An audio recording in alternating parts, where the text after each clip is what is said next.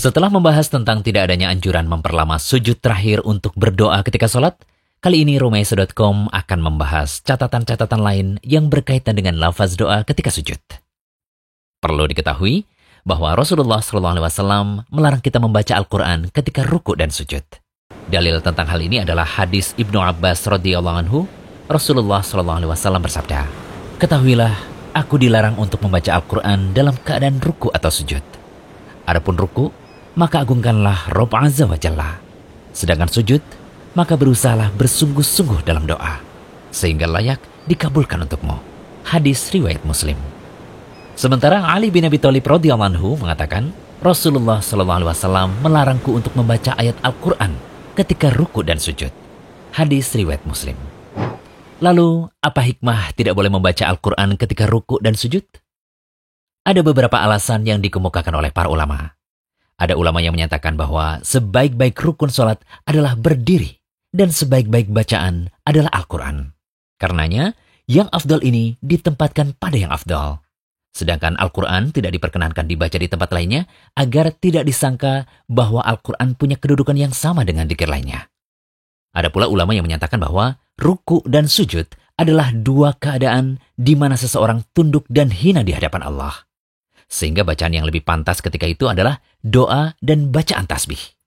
Oleh karena itu, terlarang membaca Al-Quran ketika sujud dalam rangka untuk mengagungkan Al-Quran dan untuk memuliakan yang membacanya. Lantas, bagaimana jika kita membaca doa yang diambil dari Al-Quran ketika sujud? Jawabannya, hal ini tidaklah mengapa. Kita boleh saja berdoa dengan doa yang bersumber dari Al-Quran.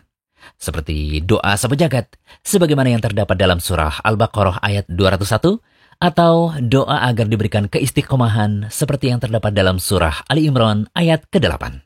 Alasannya karena niatan ketika itu adalah bukan untuk tilawah Al-Quran, tetapi untuk berdoa.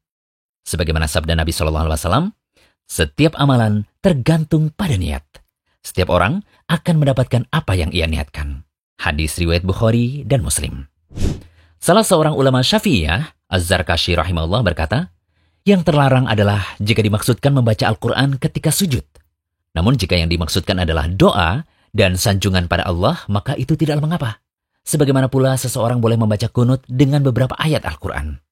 Jadi, jelas sudah, membaca doa saat sujud dengan lafaz doa yang berasal dari Al-Quran dibolehkan, selama niatnya untuk berdoa bukan untuk tilawah.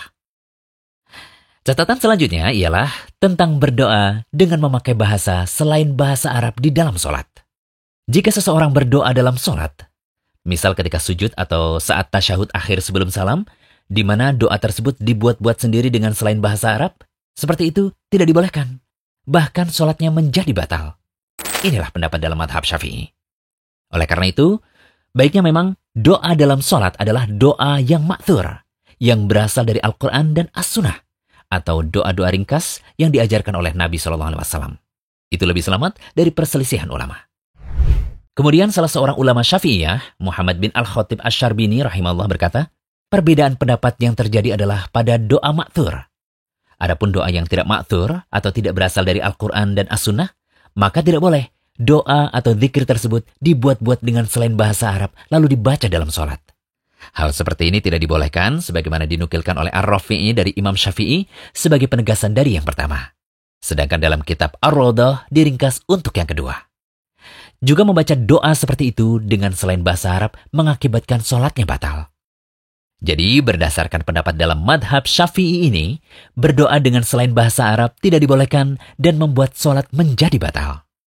Solusinya, jika ingin berdoa saat sujud, maka memakai doa yang sudah diajarkan oleh Nabi SAW.